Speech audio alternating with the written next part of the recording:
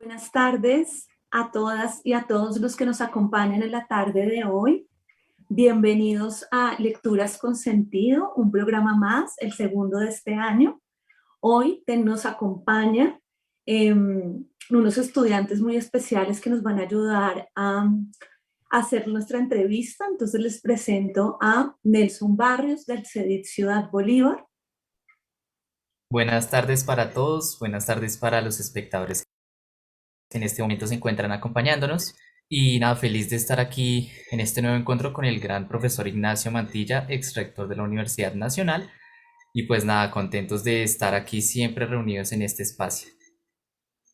También nos acompañan justamente la Universidad Nacional, Felipe Cañón. Buenas tardes a todos, es un gusto estar por acá, me emociona bastante este programa. Sí, bienvenidos. Y Rubén Mora. Buenas tardes a todas las personas que nos miran. Estoy complacido de estar acá con el rector Ignacio Mantilla y bueno, esperemos aprender de este espacio en el que vamos a hablar de literatura y matemáticas. Bueno, entonces ya saben quién nos acompaña el día de hoy. Justamente viene a visitarnos a Lecturas con Sentido, el profe Ignacio Mantilla. Viene a inspirarnos con sus píldoras matemáticas, como muchos los han visto en los últimos años. Él se ha dedicado al mundo de la divulgación científica. Por Twitter, por ejemplo, nos inspira en temas matemáticos como álgebra, trigonometría, ¿cierto? Estadística, etcétera. También el profe escribe una columna en el diario El Espectador con unos artículos muy interesantes de investigación, pero más que de opinión, son para educar allí en ecuaciones de opinión. Y hoy el profe pues nos abre las puertas de su biblioteca, nos va a mostrar desde la pantalla sus textos, nos viene a mostrar su fino humor y también cómo logra inspirar tanto en redes con 280 caracteres. Profe, muchísimas gracias por acompañarnos en la Secretaría de Educación. Bienvenido. Bueno, muchas gracias por la invitación y me siento muy honrado por todas esas generosas palabras que ustedes han pronunciado. Y bueno, atento entonces para compartir con los asistentes a este evento y por supuesto con los estudiantes que van a formular algunas preguntas.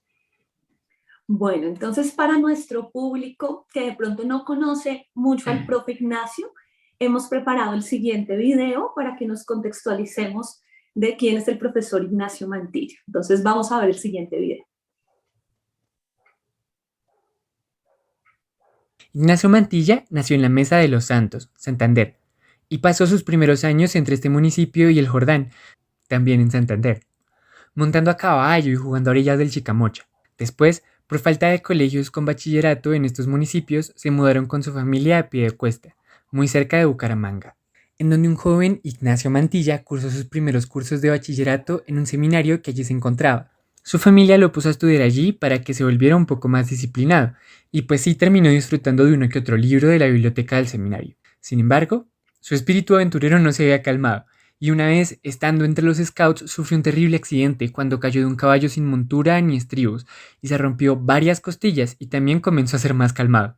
Pasaron los años y su familia se mudó a Bogotá, donde terminó sus estudios de bachillerato en el Colegio Nacional Restrepo Millán. Allí encontró su talento para las matemáticas gracias a un buen profesor. Se fue a vivir con su hermano mayor, donde pudo disfrutar de su amplia biblioteca. Después de su paso por el colegio, se presentó a la Universidad Nacional de Colombia, donde comenzó a estudiar matemáticas. Por la falta de recursos económicos para comprar libros, tenía que hacer largas filas en la biblioteca de la Universidad Nacional para poder conseguir prestados los libros. Y entre uno que otro trabajo, se graduó del pregrado y cursó una maestría en matemáticas con el reconocido y querido profesor Yu Takeuchi. Al terminar su maestría, se casó con Liliana Blanco, compañera de maestría, carrera y ahora también de vida. Después de un tiempo se lanzaron junto con su esposa a realizar un doctorado en la Universidad Johannes Gutenberg en Alemania. Volvió a la Universidad Nacional ahora como doctor en matemáticas. Allí tuvo cargos como el de director en posgrados, director del Departamento de Matemáticas y vicedecano académico. Al cabo de algunos años en Colombia, volvió a Alemania para realizar estudios postdoctorales. Con este nuevo título, regresó a la UNAL para ser director de programas doctorales. vicedecano académico y finalmente rector de la Universidad Nacional de Colombia.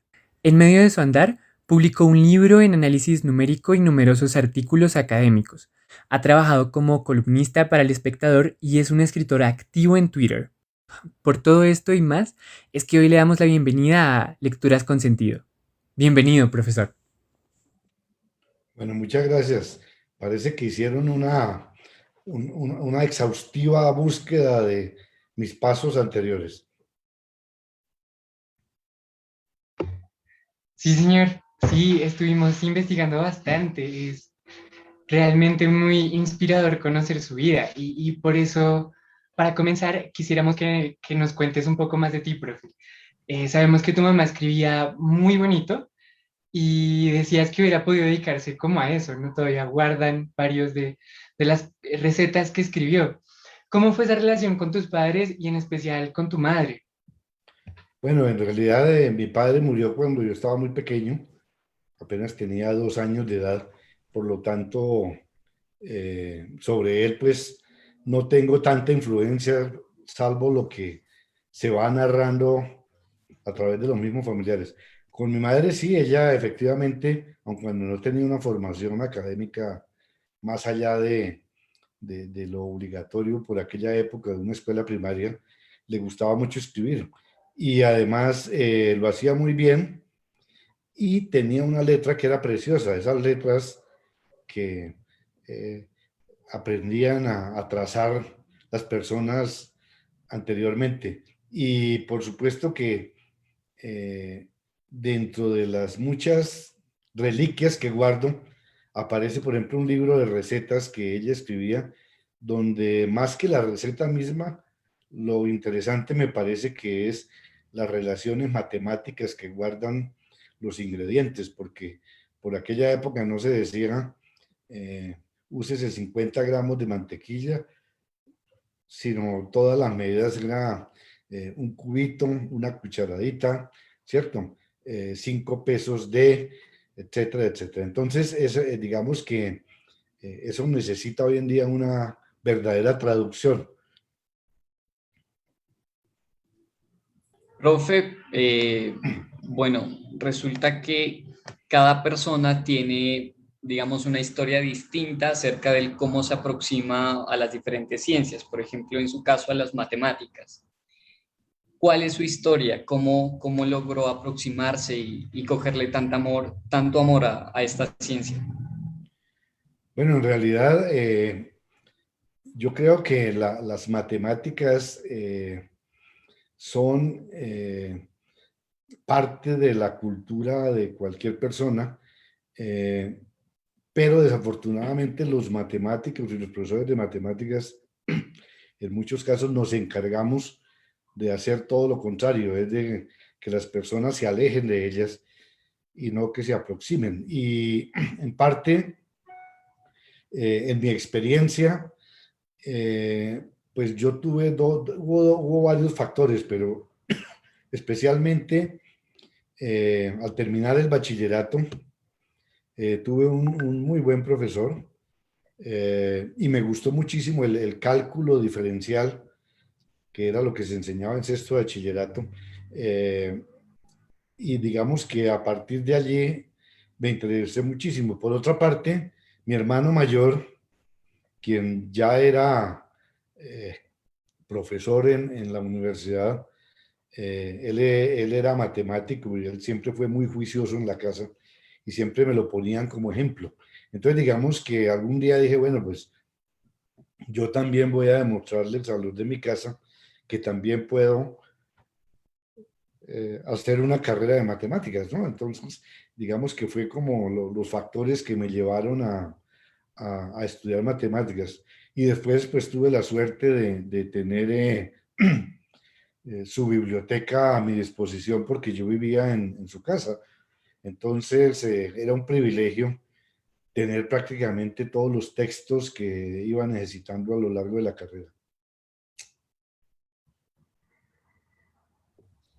Qué genial, qué genial. Es como una historia bien compleja, ¿no? Como con sus pros y contras.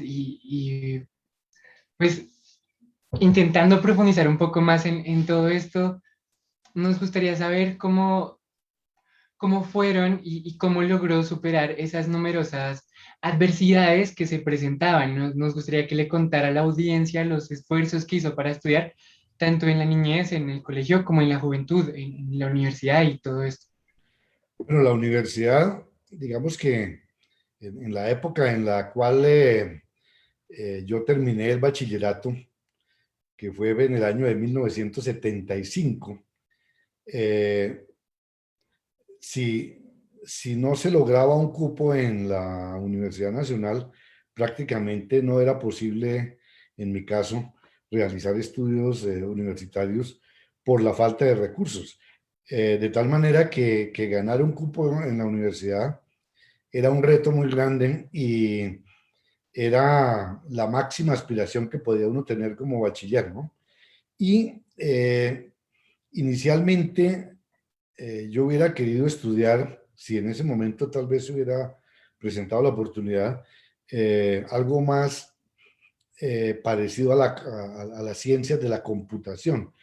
Era la época en que se empezaba a, a trabajar ya con computadores. Era muy valioso tener una calculadora, por ejemplo, ¿no? Eso, una calculadora costaba el equivalente a lo que hoy en día puede ser un salario, ¿no? De una persona.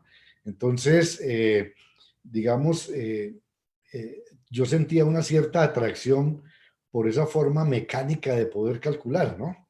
Eh, en esa época en la Universidad Nacional no existía la ingeniería de sistemas, esa se creó en 1977. Y por aquella época también en la Universidad Nacional hubo eh, unos semestres sumamente accidentados. En el 77, en el 78, se cancelaron semestres y prácticamente hasta el año 78 solo había podido cursar un par de semestres. Y mientras tanto, pues uno buscaba un trabajo porque había que sostenerse.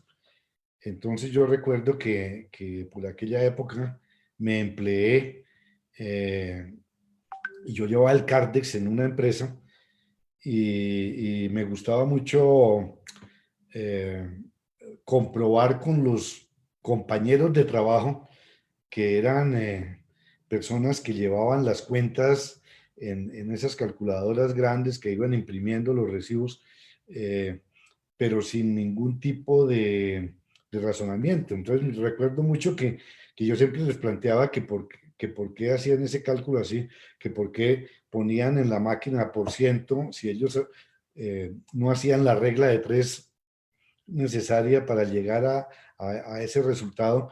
Y digamos que siempre me preocupaba mucho como por entender la razón por la cual en esas máquinas era posible eludir esos razonamientos que uno tenía que hacer a mano, ¿no? No, suena interesantísimo, bro. Realmente uno termina como conectando mucho con esa historia, pues, porque si bien ahora tenemos como computadores increíbles en el bolsillo todo el tiempo y lo usamos para jugar, pues también como que hay ciertos retos, ¿no? Y ciertas dificultades que enfrentamos y muchas cosas muy interesantes, como que le pican a uno la curiosidad, todo esto de los lenguajes de programación que su merced ya los trabajaba y ahora están en auge, ¿no? Claro, por Llega a ser supuesto. muy interesante. Y, y en parte por eso, como para todos los que lo estamos escuchando, nutrirnos más, a mí en lo personal me inspira mucho escucharlo. Me gustaría saber si hay alguna lectura que lo haya ayudado a darle sentido a los momentos difíciles, a los retos que se fue encontrando a lo largo de su carrera y de su vida. Por supuesto, es decir, había lecturas que eran inspiradoras, otras que por el contrario desanimaban, pero eh, siempre he creído que hay, digamos, eh, a todo mundo le gusta leer, lo que pasa es que no a todo mundo le gusta leer lo mismo. Cuando un profesor de literatura les pide a sus estudiantes que lean todos el mismo libro, posiblemente a quien no le gusta la literatura, pues no le va a sacar ningún gusto. Y eso yo creo que hay que comprenderlo. Así, hoy en día, pues hay muchachos que no quieren leer un libro o una novela, pero leen muchos artículos en su celular incluso. Entonces, son maneras de lectura que pueden ser inspiradoras también. Por aquella época recuerdo mucho que eh, algo que a mí siempre me ha seducido muchísimo son las historias de algunos grandes hombres, de algunos científicos, dentro de ellos Alexander von Humboldt.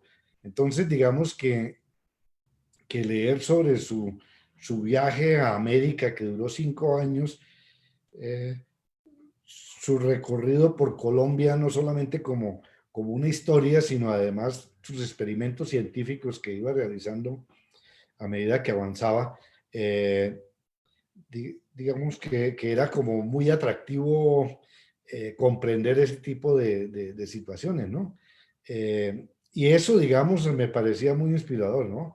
Como poder uno llegar a tener la posibilidad, la capacidad de visitar lugares como él lo hizo, pero además de poder viajar haciendo experimentos como los hacía él en todas partes, ¿no? Eh, Eso creo yo que era algo muy interesante.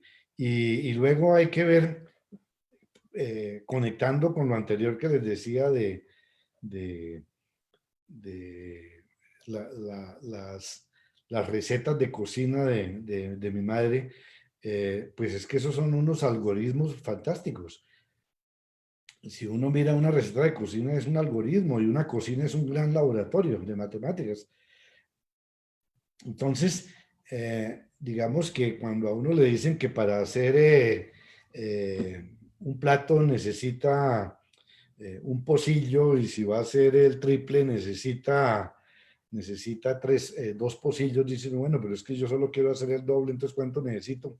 Digamos, ese tipo de cuentas que le voy a hacer en la cabeza las personas eh, son las matemáticas no solamente nacen de los aprendizajes en las escuelas, en los colegios, sino de ese tipo de situaciones, ¿no? Creo yo que por eso es muy importante ver las matemáticas que están en todas partes. Y yo creo que eso era lo que hacía precisamente el último científico universal que creo que existió, que fue Alexander von Humboldt, que sabía de geología, de física, de matemáticas, de química, eh, de biología. Entonces eso es realmente una cosa que debe inspirar a cualquiera, ¿no? Cómo se preguntaba absolutamente por todo y cómo era capaz de plasmar en sus diarios todo lo que observaba. Eso me parece que son lecturas que si uno las hace en un momento apropiado de su vida, le puede cambiar por completo la visión del mundo. Profe, y en consonancia con esto, digamos, estos objetos que de alguna forma nos inspiran, no sé, en cierto sentido se los puede considerar tesoros.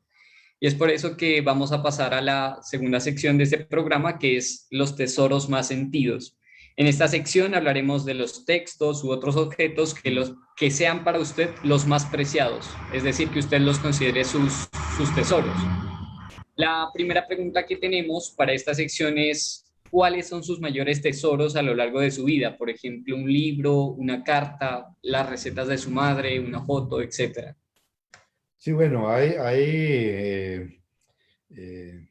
aparte de las personas, digamos, de mis hijos, de mi esposa, ya si pasamos al plano de objetos, eh, yo, por ejemplo, soy amante de las plumas. Yo siempre tengo, yo nunca salgo a la calle sin una pluma, sin un pañuelo y sin un peso en el bolsillo, porque creo que son tres elementos que siempre nos deben acompañar.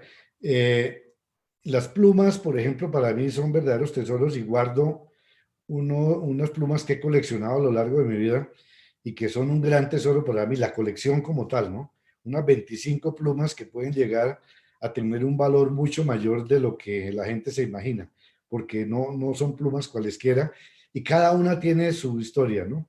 Y en cuanto a libros, digamos, hay como textos, hay dos textos que son para mí como mis tesoros porque me formé con ellos, que son unos textos del profesor Takeuchi, cuando él escribía a mano sus gráficas y explicaba esto eh, de manera tan especial, además como los primeros textos con los que aprendí el cálculo, ese texto de Takeuchi, el cálculo 1 de Takeuchi, eso para mí es un tesoro. Y hay un libro con el que aprendí análisis numérico en Alemania, que es Numerische Mathematik de Stoer. Ese libro para mí es un tesoro porque eh, pues cuando yo llegué a Alemania a hacer el doctorado, yo fui aconsejado por Takeuchi en que eligiera un área que no había en Colombia. Y en efecto, cuando yo viajé a Alemania a hacer un doctorado, nadie en el departamento de matemáticas era especialista en análisis numérico. No había en Colombia. Eso no había. Entonces, llegar a hacer un doctorado en análisis numérico sin haber visto cursos de análisis numérico, ni siquiera en el pregrado, fue muy duro. Tuve que ir al pregrado con los alemanes jóvenes, mucho más jóvenes, y aprender prácticamente de cero sobre el área. Entonces, ese texto para mí es un verdadero tesoro. Ahora, hay otros libros que me parece que son eh, un tesoro, que ya no son textos, como por ejemplo un gran libro que es una novela que se llama El tío Petros y la conjetura de Goldbach. Es una novela sobre lo que es el trabajo de un matemático. El autor es Apóstolos Dioxadis, un griego, que habla sobre cómo una persona pasa toda su vida tratando de demostrar la conjetura de Goldbach, que todavía no se ha podido probar, ¿no? Que dice que todo número par puede ser escrito como la suma de dos números primos, ¿no? Mayor que 2. Entonces, digamos, a 6 lo puedo escribir como 3 más 3, a 7 lo puedo escribir como 5 más 2, perdón, a 8 lo puedo escribir como 5 más 3, y así a 10 lo puedo escribir como 5 más 5 o como 7 más 3, y demostrar que cualquier número par se puede escribir como la suma de dos números primos. Eso lo plantearon a mediados del siglo XVIII y nadie lo ha podido demostrar aún. Entonces es una novela de un hombre que pasa toda su vida tratando de demostrar la conjetura de Goldbach. Un problema muy simple, muy sencillo de entender e imposible de resolver, ¿no? Y creo que ese libro encarna lo que es la matemática, el trabajo de un matemático, y al final también tener en cuenta que si lo hubiera logrado demostrar, pues con eso no va a lograr nada en especial, más que una satisfacción personal, ¿no? No sé si eso responde sobre los tesoros. Profe, y ahorita que menciona los... Sí, sí, total. Y de hecho, ahorita que usted menciona acerca de su vida y pues al parecer las bibliotecas han sido un lugar recurrente para usted. Por ejemplo, la biblioteca de su hermano mayor, que ahorita la mencionaba, o la biblioteca del seminario en el que usted estuvo, o pues la de la Universidad Nacional. ¿Qué enseñanzas usted recoge de estos lugares? Bueno, a ver, son completamente diferentes. En el seminario era obligación leer. Había que leer en determinados espacios, e incluso cuando se estaba en el comedor a la hora del almuerzo, por ejemplo, que estábamos todos los estudiantes, los 200 estudiantes, se iba leyendo un libro como de estilo Robinson Crusoe, y todos los días alguno de nosotros leía mientras los demás comían, y el que leía pues comía después. Entonces, digamos, ese era como un hábito de todos en silencio, escuchando la lectura que hacía un compañero de parte de una novela. Y luego había que leer y había que también aprender desde primero de bachillerato latín, francés, griego, español e inglés. Claro, eran cursos que me ayudaron muchísimo, por ejemplo, para aprender alemán, el curso de latín, que hoy en día ya no se enseña. Nadie conoce ya las declinaciones que tiene el latín, como el alemán, y eso facilitaba mucho el aprendizaje de otras lenguas. Eh, y la enseñanza del idioma español también era bastante buena. No el de las matemáticas, en cambio, ¿no? Y la biblioteca de la Universidad Nacional, pues los recuerdos son muy gratos, pero en la universidad había pocos textos y había textos que eran los más solicitados y eran de reserva. Entonces había que sacarlos, por ejemplo, el viernes para poder uno estudiar el fin de semana con esos textos y para poderse uno ganar el derecho a llevarse el texto del fin de semana, pues había que hacer colas larguísimas desde por la mañana para que tan pronto se pudiera sacar el libro de reserva, que era a las 2 de la tarde, pues estuviera uno adelante en la fila y alcanzara a sacarlo. El profesor Takeuchi era muy generoso, ¿no? Entonces él, siempre que uno llegaba a su oficina, él le regalaba a uno sus libros. Él escribió más de 50 libros de texto, de los cuales yo creo que tengo prácticamente todos eh, regalados por él.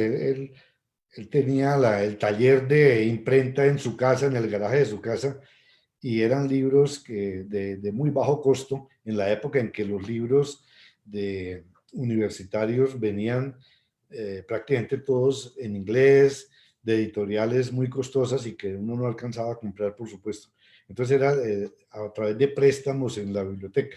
Y los que mi hermano tenía eran un atractivo para que con otro grupo de compañeros nos reuniéramos los fines de semana a estudiar y también pues a compartir, ¿no? Y ya las bibliotecas, como las que conocí después en Alemania, eso ya era otra cosa, porque en la Universidad de Mainz, por ejemplo, en el Instituto de Matemática Aplicada, la biblioteca era enorme y recuerdo mucho que allí a uno le daban la llave del edificio, de la oficina y de la biblioteca. Era una misma llave para abrir las tres cosas. Pero con esa llave yo no podía abrir, por ejemplo, la biblioteca de los vecinos de física, ¿no? Esa era una llave que abría tres puertas a las que yo podía acceder.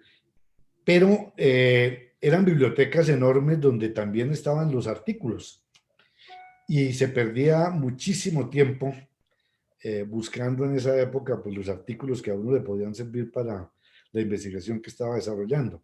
Y había otras bibliotecas en la universidad, en especial una que recuerdo con mucho cariño, a donde tuve que ir y ponerme en esa época tapabocas y guantes porque buscaba el primer artículo que se publicó en 1927 sobre cómo modelar la propagación de una epidemia con ecuaciones diferenciales de Kermack y McKendrick. Y ese artículo estaba en la biblioteca de la universidad, pero obviamente como era un artículo tan antiguo, había que ir hasta el sótano y un funcionario le indicaba a uno el estante de donde lo debía buscar. Y esa fue una cosa maravillosa, luego poderlo fotocopiar, traerme a Colombia la fotocopia original, la fotocopia del original, y con esa fotocopia incluso yo mandé a hacer un afiche grande como de 1 metro por 70 centímetros, lo mandé a enmarcar y decoraba mi oficina en la universidad, que era la portada del artículo, digamos, la primera página de ese artículo. Entonces, como le digo, cada biblioteca tiene su historia. Actualmente, pues ya uno con los años va acumulando muchos libros y siempre tiene una buena cantidad de cosas por revisar, por mirar libros, por leer, porque ya le regalan o pasa uno por una librería y lo puede comprar. Entonces actualmente pues yo tengo tengo libros en todas partes, digamos aquí en Bogotá, en el apartamento, en todos los cuartos, en la mesa de noche. Mandé a hacer una mesa de noche que es un cerro de libros y obviamente pone unos libros muy grandes para que tenga un área mayor en la mesa de noche. Y recientemente, eh, justamente, no sé, les comparto, yo tengo una casita de campo en Suezca, fuera de Bogotá, y allí en medio de un bosque que adquirimos hace unos años, mandé a hacer un kiosco. Bueno, tiene una base que es un hexágono. Un hexágono, digamos, cada lado tiene 2,50 metros y cada cara de ese kiosco que se construyó, pues es una biblioteca, las tres caras, otras dos son ventana y la otra pues es puerta. Y ahí ya me entregaron recientemente la biblioteca y junto a las ventanas hay un escritorio que es, como son 2,50 cada lado, entonces eso es un escritorio de 5 metros. Estoy muy contento porque es una biblioteca que está metida prácticamente en un bosque. Hay una frase muy famosa de Cicerón que dice que si tu biblioteca está junto a un jardín, no te faltará nada. No, impresionante, es que es como el paraíso, yo creo, como naturaleza y conocimiento ahí juntos debe ser fascinante. De acuerdo, entonces he empezado a llevar pues libros y obviamente eh, uno almacena muchos libros, pero curiosamente hay libros que uno lee muchas veces y que quisiera, ¿cómo decirlo?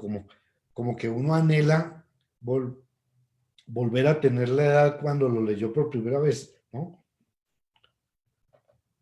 Hay cosas que uno quisiera volver a aprender por primera vez, ¿no? Eh, y lo mismo pasa con los libros, ¿no? Eh, Obviamente hay autores que uno quisiera leer recurrentemente y hay otros que escasamente uno empieza a leer y dice, bueno, no me gusta el tema, en fin.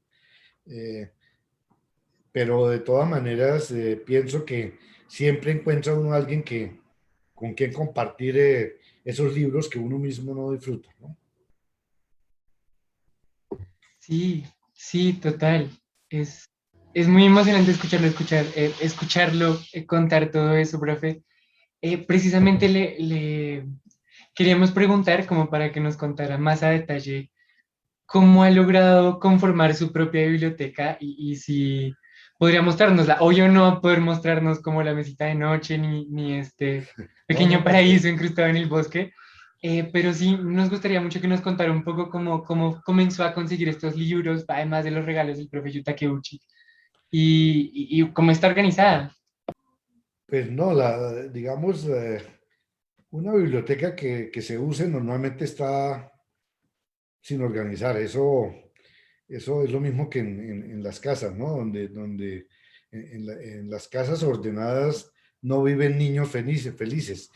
Eh, entonces, pues no hay una organización particular. Además, la biblioteca, pues mi esposa también es matemática y ella también tiene pues muchos libros, entonces es tal vez la única división clara que tenemos los de ella y los míos, pero de resto eh, no están en un orden especial. A veces uno los tiene que ubicar de acuerdo con la altura porque no le caben en unos, en todos los estantes, ¿no? Pero en general no hay un ordenamiento especial. Eh, Sin embargo, la mayoría pues son libros que se fueron adquiriendo con los años. Desafortunadamente los libros pesan muchísimo y cuando uno viaja, pues tiene que pagar por el peso de las maletas. Entonces, cuando yo regresé de Alemania con mi esposa, nosotros enviamos por barco 17 cajas de cosas, especialmente libros, papeles, fotocopias que queríamos traer a Colombia y que obviamente no hubiéramos podido pagar el valor que tenían en avión, ¿no? Entonces, tengo muchos libros de matemáticas en alemán, por ejemplo, y muchos libros también que con el tiempo o me han regalado, o he coleccionado, o he comprado, pero tampoco es una biblioteca que uno pueda decir que es enorme, ¿no? Como la del doctor José Félix Patiño, que regaló a la Universidad Nacional, que eran 12.500 volúmenes. Eso es una cosa monumental, ¿no? No es de esa dimensión, por supuesto.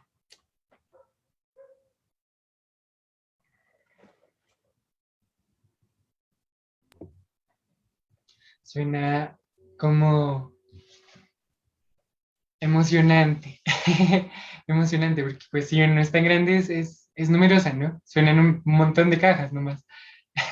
Sí, claro, pero claro, es que el peso de los libros, digamos que es un freno muy grande para transportarlo. Mi colega Fernando Salamea Traba, quien tiene una biblioteca fantástica, de las mejores bibliotecas que conozco, bibliotecas privadas, digo, ¿no? Eh, Él prácticamente todos sus recursos económicos van a dar a manos de, de- de las librerías. Y además, hay en Europa eh, muchos sitios donde se pueden comprar libros viejos, que también están en desorden, ¿no? Eso hay que tomarse el tiempo, revisar, y de vez en cuando uno encuentra sorpresas que le permiten, pues, alegrarse y comprar algo que dice, no, esto me lo tengo que llevar, esto no lo puedo dejar de ninguna manera, ¿no? Lo entiendo a la perfección, profe. Lo entiendo a la perfección, incluso a costo de endeudarse y no saber si no llega a fin de mes. Exacto. Pero, como ya saliendo un poco de este tema, ¿no? Muy emocionante para mí, creo que se nota en mi rostro. Eh, Me surge mucho la duda de, bueno, su merced ha estudiado álgebra, geometría, análisis numérico, tiene conocimientos en estadística, lenguajes de programación, todo esto. ¿Y por qué estos temas son importantes para el desarrollo de la sociedad? ¿Por qué es importante estudiarlos, seguir averiguándolos? Ahorita mencionaba el caso de este matemático, de esta novela, ¿no? Donde era un esfuerzo enorme por entender por qué es tan importante eso. Bueno, primero aclaro, no, yo no soy especialista en todas esas áreas. Yo estudié análisis numérico, es mi especialidad, y ecuaciones diferenciales, pero digamos que eh, obviamente le puedo responder.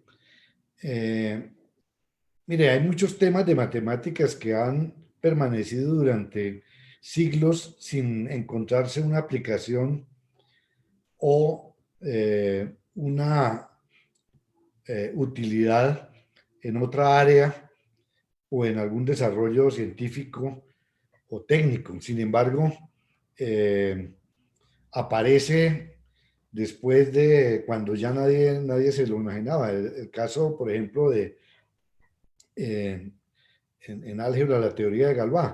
O, por ejemplo, la gente dice, bueno, ¿y a mí de qué me sirve saber si un número es primo?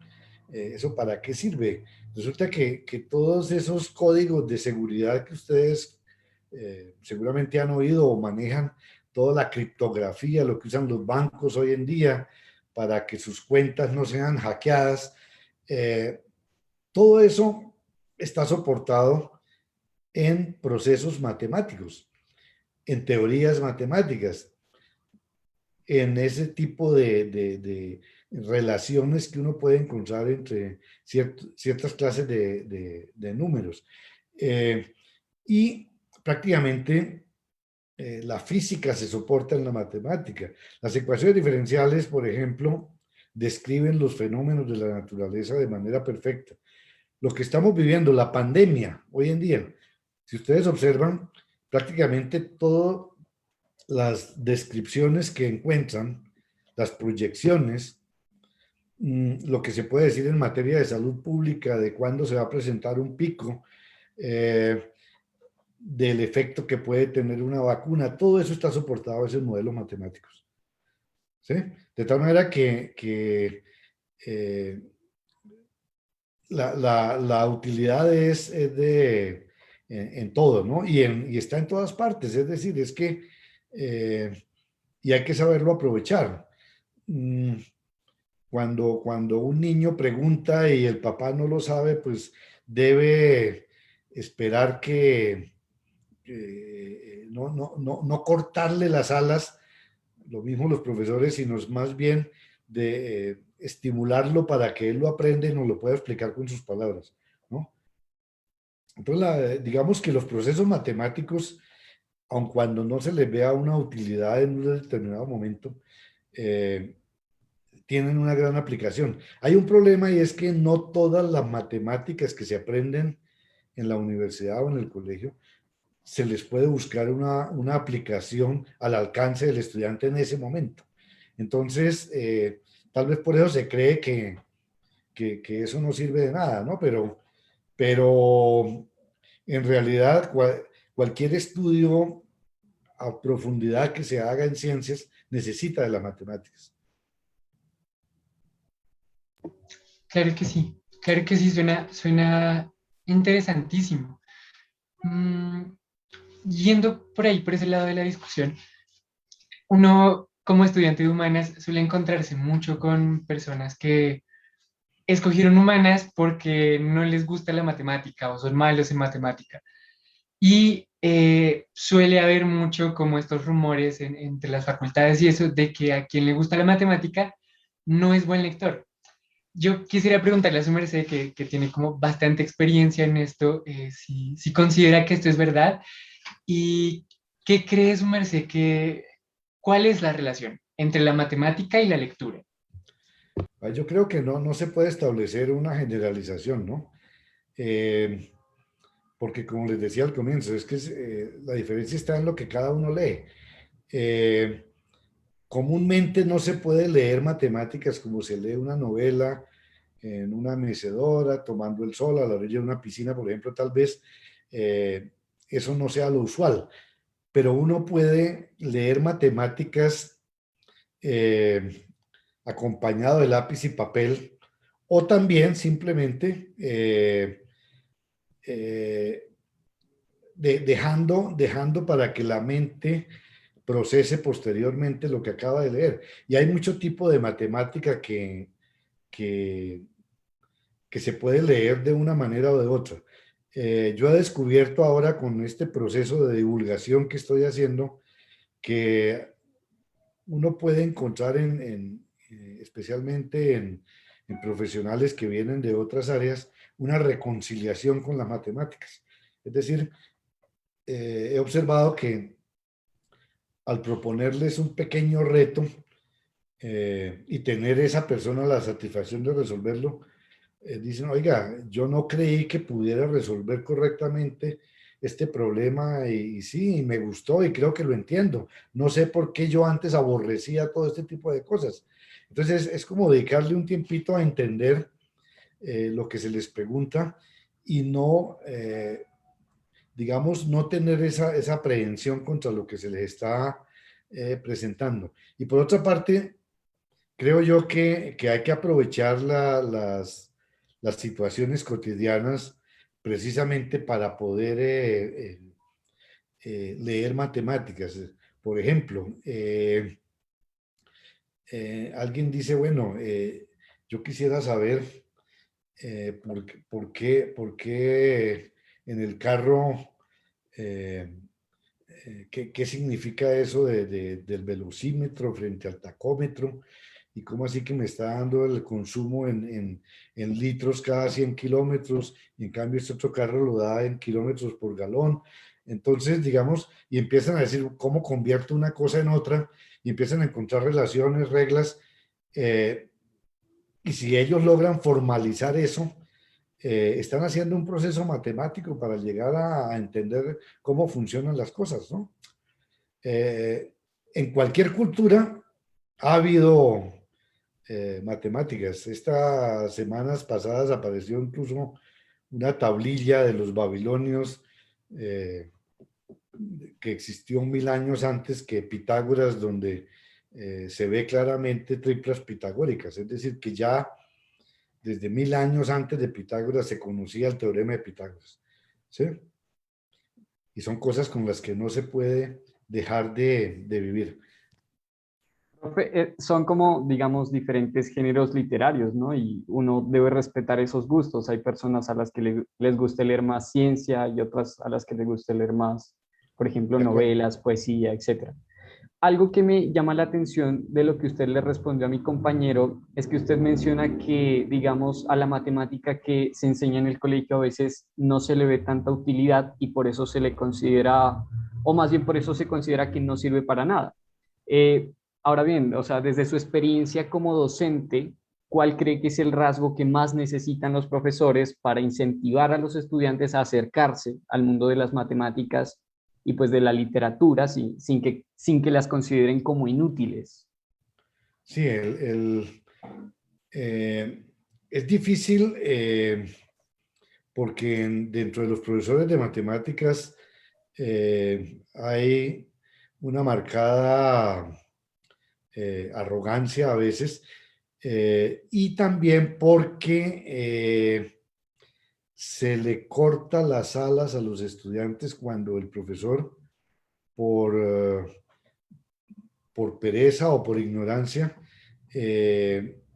no acude o no le dedica el tiempo a lo que el estudiante le está presentando. A veces uno se sorprende con la respuesta que le dan los estudiantes eh, por algún camino que uno jamás imaginó. Eso no quiere decir que esté mal. Uno no puede esperar que el estudiante responda lo que uno está pensando que debe responder, y por eso hay respuestas que son absolutamente maravillosas, pero el esfuerzo es del profesor para poderlas comprender. Entonces, el método de enseñanza que se ha establecido lleva a eso, a que el estudiante hace una tarea y corre a ver si obtuvo la respuesta que le dio el profesor, o que está en el libro, o que está en los apuntes.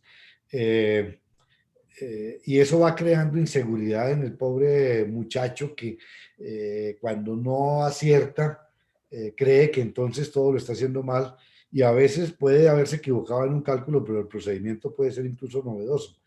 Obviamente, es difícil aprender matemáticas sin ejercitarse, es decir, uno no puede desarrollar los músculos viendo hacer gimnasia, ¿cierto? Pasa lo mismo con las matemáticas. Uno no puede aprenderlas, dominarlas, si no se ejercita en ellas, ¿no? No basta ver a alguien resolver los problemas para decir que ya con eso tiene la formación. Yo digo que cualquier estudiante debe tener un correcto equilibrio entre cabeza y nalgas. Quiere decir eso que no basta ser muy capaz, muy inteligente, tiene que tener también la capacidad de sentarse a estudiar, ¿no? A leer, a comprender. Entonces, por eso, jocosamente se puede decir que se necesita ese equilibrio. Sí, sí, claro que sí. Lo pones, me merece mucho uno a pensar, bastante, no solo con los problemas matemáticos en Twitter. Me gustaría preguntarle cuál es su lectura un poco de todo esto que está ocurriendo con este cambio de la educación virtual y a distancia, sobre todo como en colegios y universidades públicas. ¿Cómo se imagina su merced que va a ser la educación después de esta pandemia y qué se necesita para hacer mejor la educación? Bueno, sobre eso, lo que estamos viviendo, no hay que preocuparse, lo que hay que hacer es ocuparse. Realmente, en materia de educación, somos muy conservadores. Las universidades necesitan muchos años para transformarse.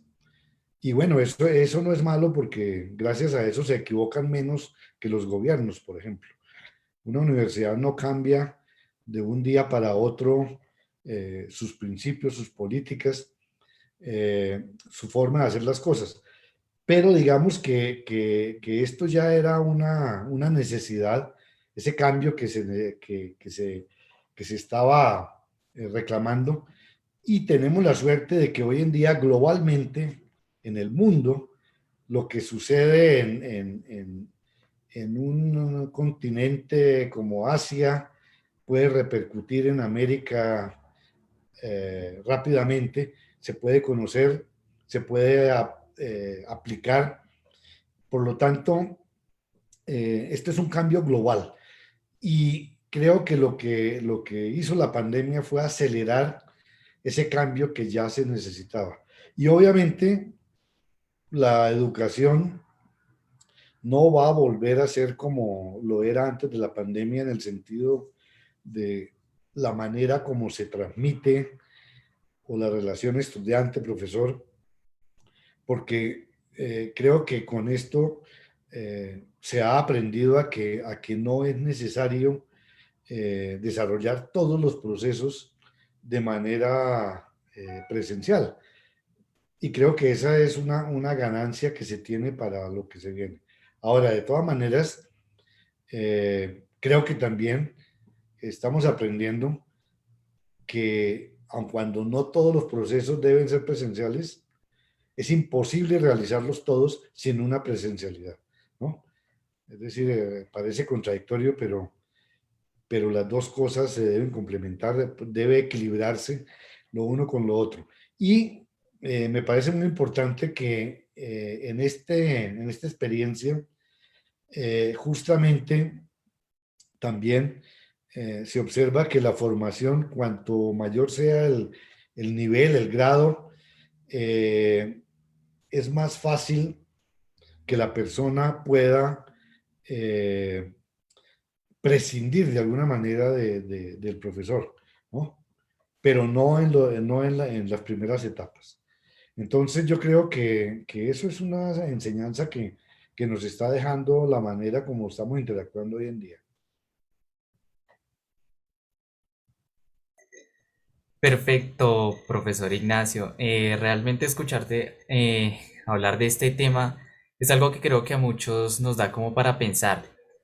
Sin embargo, vamos a hacer un cambio súper rápido, algo que va a ser, como su nombre lo indica, va a ser súper rápido. Vamos entonces con nuestra sección de pregunta rápida. En esta sección, profe Ignacio, queremos que nos respondas a las preguntas que tenemos de una manera súper rápida, casi que concreto y sin pensar. Vamos con nuestra primera pregunta. Profe Ignacio, escoge entre el análisis numérico, la simulación de modelamiento o las ecuaciones lineales. El análisis numérico. Segunda, libro que te haya introducido en el mundo de las matemáticas. Cálculo 1 del profesor Yuta Keuchi. Tercera, ¿cuál fue el problema matemático que más te costó resolver y cuánto tiempo tardaste?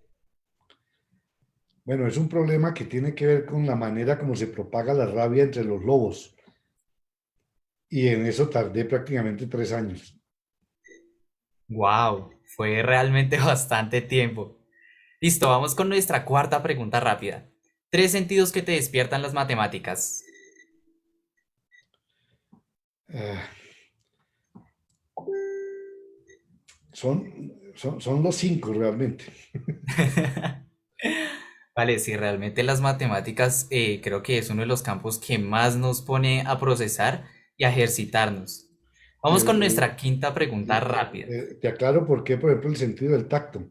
Si tú pones a calentar una sartén en la estufa y te preguntas por qué al cabo de un rato, aunque la llama esté solamente en un sitio pequeño, tiene la misma temperatura toda la superficie, eh, y la tocas, las matemáticas te están quemando. Vale. Vamos entonces con nuestra quinta pregunta. Profe, dinos una frase en latín que todas las personas deberíamos conocer. Uf, en latín, amen dico vobis quia uno vestrum me traditionis est. Esa, Vale. bueno,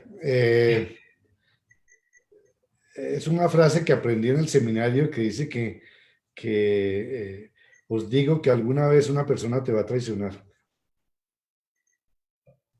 Una frase que es súper profunda, pienso yo. Listo, profe, vamos ahora con significados.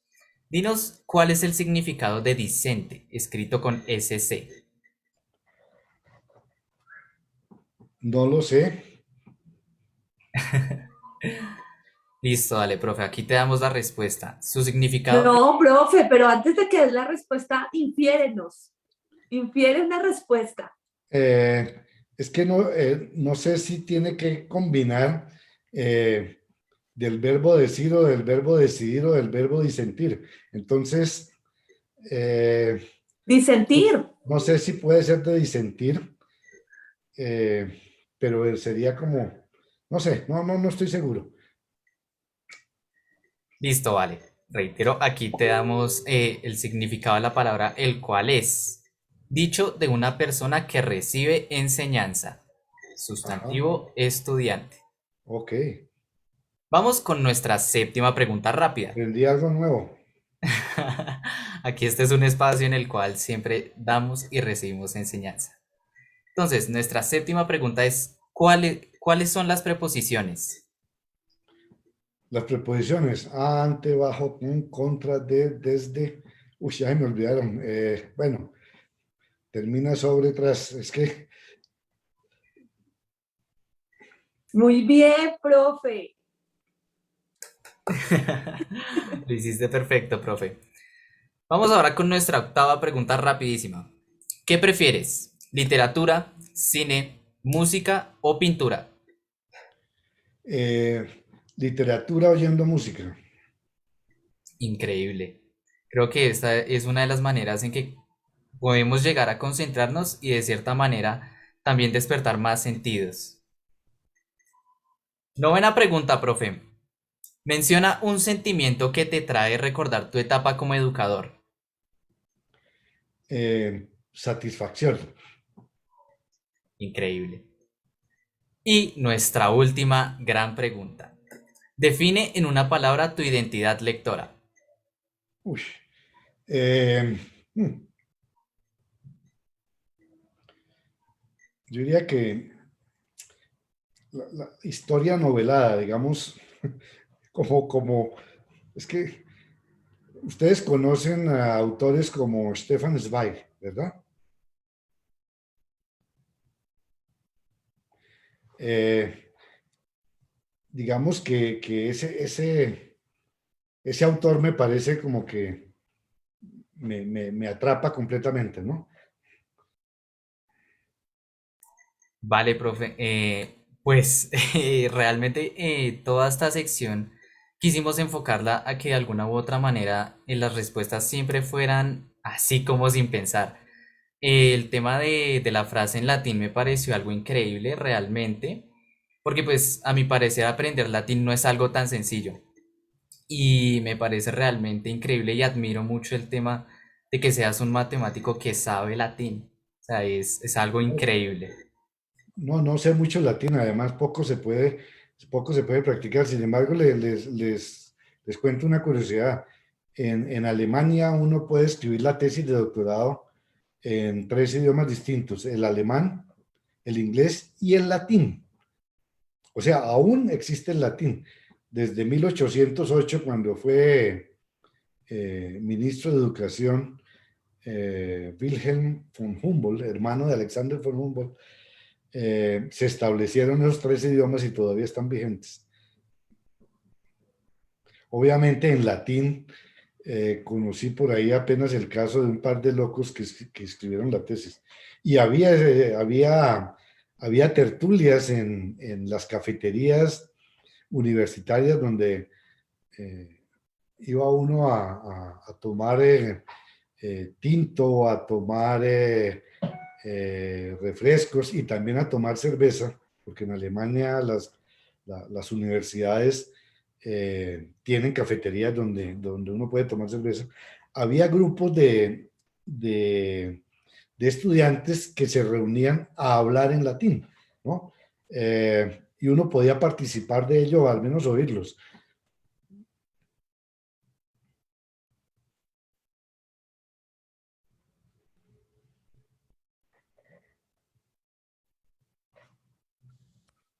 Bueno, muy bien, profe. Vamos a cerrar. Entonces, vamos a la última pregunta. El chat, hay mucha gente conectada, profe, con muchas preguntas en el chat, entonces ya nos dices. Entonces, tenemos ya, pues, para el final de la entrevista, que nos dieras un consejo para todos los niños, niñas, jóvenes, adolescentes que nos están escuchando en este momento, para nuestros profesores y bibliotecarios que se quieran seguir formando, porque animarse, por ejemplo, como un chico como Nelson, a entrar a la educación superior, o nuestros maestros y bibliotecarios seguir estudiando, por ejemplo, en el exterior. Sí, a ver, yo creo que lo importante es, ante todo,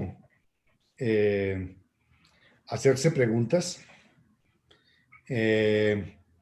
cultivar esos gustos que aparecen de manera inesperada en la juventud y procurar, cuando digo procurar, quiere decir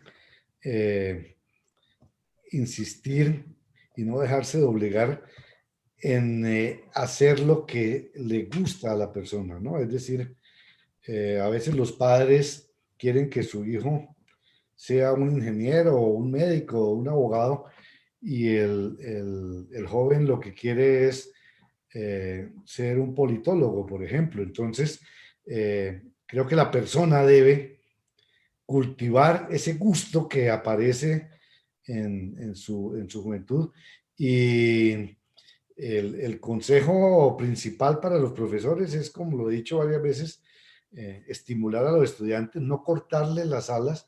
O sea, no hay estudiantes malos y buenos académicamente. Lo que hay es unos más estimulados que otros. Entonces, yo creo que siempre cualquier estudiante, por difícil que nos parezca formarle, tiene un potencial y seguramente tiene una habilidad para alguna de las áreas que hay que descubrirle, ¿no?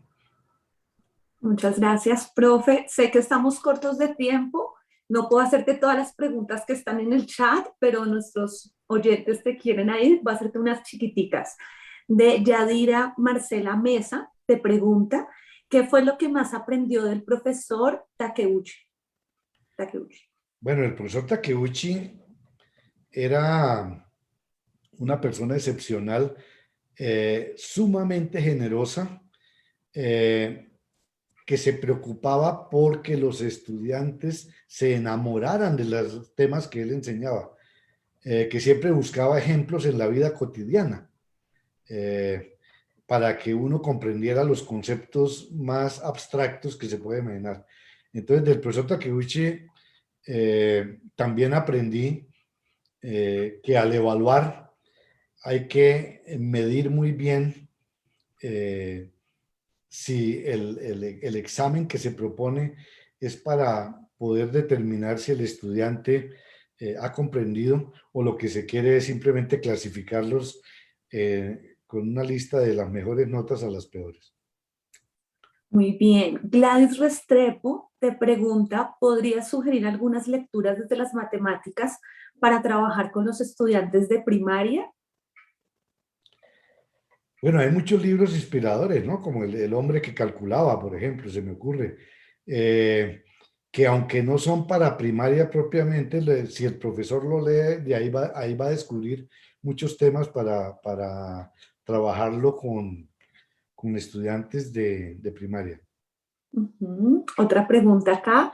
Sé que le gusta sembrar. ¿Hay vínculos entre las matemáticas y la naturaleza? Es decir, ¿las matemáticas han hecho parte de su siembra y su relación con la naturaleza? Muchísimo, muchísimo. Es decir, pues como lo decía Galileo, ¿no? Las matemáticas son el lenguaje de la naturaleza.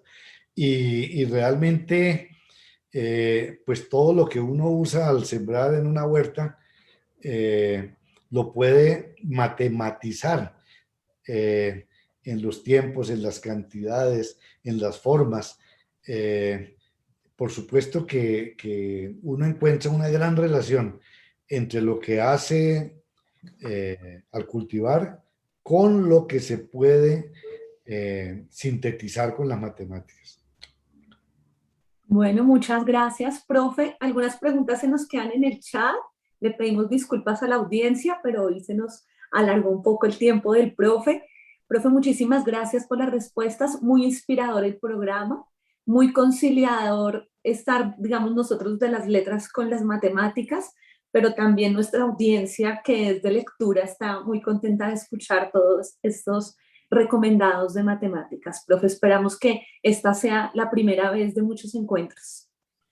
Pues muchísimas gracias a ustedes y espero haberles aportado alguna idea que les pueda ser útil para su actividad diaria.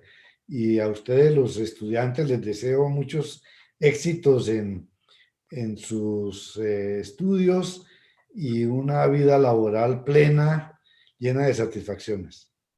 Una cuña final, el profe Ignacio es escritor y mañana en Filbo, entonces vamos a hacer el lanzamiento, van a hacer el lanzamiento de su libro, entonces para todos los seguidores acá, el profe Ignacio, profe, si nos puedes regalar la hora y el lanzamiento del libro para que te acompañe. A ver, el libro realmente es la recopilación de una serie de 121 artículos que he escrito sobre matemática divulgativa, que aparece como una compilación entonces de temas muy diversos, que a mí siempre me han llamado mucho la atención y que me parece que son para todo público, es decir, está escrito para que cualquier persona pueda leerlo. No se necesita seguir un orden, una persona puede leer el último artículo del libro de primero, o uno de la mitad, uno que le guste, puede leer solamente los que le llamen la atención.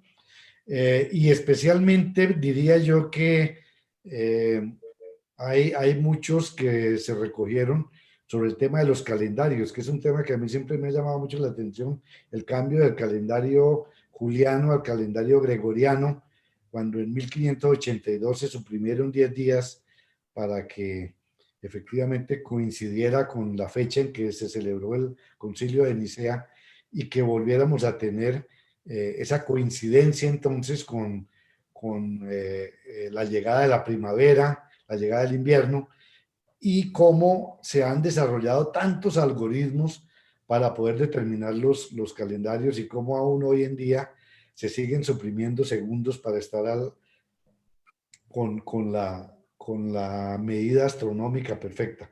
Vienen otra serie de artículos que cualquier persona va a poder comprender, acertijos, reflexiones, historias. También hay, digamos, algunos artículos escritos sobre grandes matemáticos que también... Muchas gracias, profe. Entonces, todos invitadísimos al lanzamiento del libro del profe Ignacio. Antecitos tenemos también en Filbo nuestro taller de escritura para que se animen a escribir en el concurso Bogotá en 100 palabras, microrrelatos. Entonces, mañana hoy estuvimos con la escritora Irene Vasco, mañana estaremos con la escritora María del Sol Peralta y el viernes estaremos con el ilustrador Rafael Jokten. Entonces, toda una suma de inspiraciones para leer y escribir. Entonces, muchas gracias a todos y nos vemos en el siguiente Lecturas con Sentido. Bueno, muchas gracias.